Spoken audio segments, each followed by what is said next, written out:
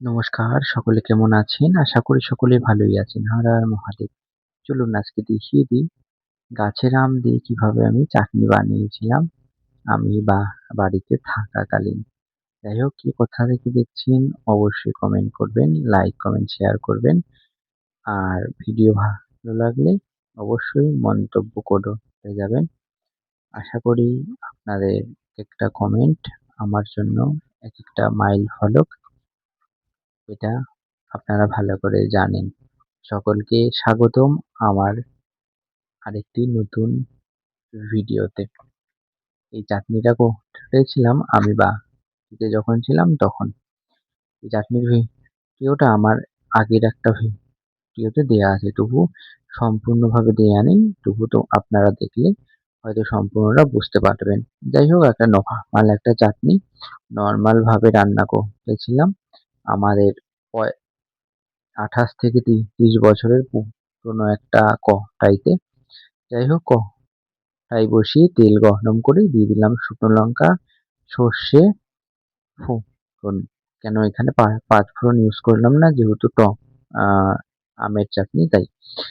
দিয়ে দিলাম সেদ্ধ আমটা।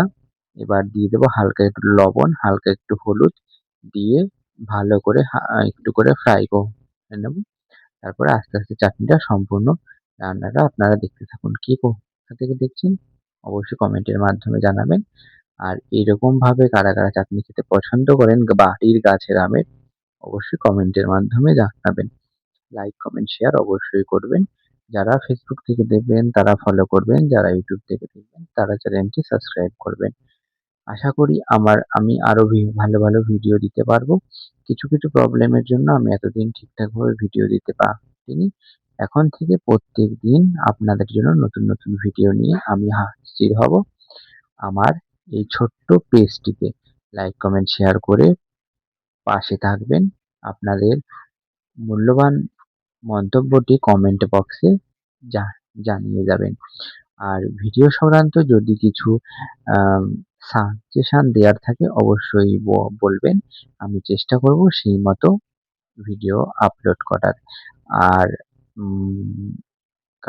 কারো অন্য কোনো টাইপের রান্না দেখার ইচ্ছা থাকলে অবশ্যই কমেন্টের মাধ্যমে জানাবেন। আমি চেষ্টা করব সেই রান্নাটি আপনাদের সামনে প্রস্তুত করার। যাই হোক কথা বলতে বলতে আহ, আহ, আমটা সেদ্ধ হয়ে গেছে। সেদ্ধ হালকা করে ফ্রাই করে নিয়েছি। তারপরে খুন্তি দিয়ে ডলে দিলাম। যেহেতু আমটা আগে থাকতে সেদ্ধ করা ছিল তাই খুব একটা কষ্ট করতে হয়নি। এবার দিয়ে দেবো আমি হালকা করে চিনি। হ্যাঁ, তবে আমটা কিন্তু খুব টক টক ছিল, চিনিটা আমাকে অনেকটা দিতে হয়েছে।